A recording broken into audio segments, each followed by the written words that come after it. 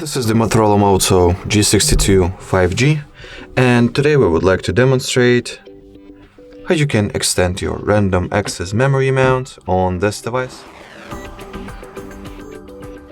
So, in order to do that, you gotta launch Settings, then enter the System category. After that, go for the Performance section, RAM Boost, switch on the toggle, and well, restart the device.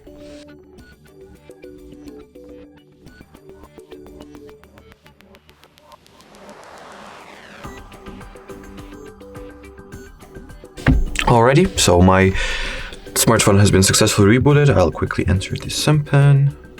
And once I'll go to the settings, enter the same system category and go for the performance. RAM boost, I'll see that in addition to the default 4 GB of random access memory I have, I've successfully added another 1 GB. Alrighty, so that would be it for this video, guys. Thank you so much for watching, and bye bye.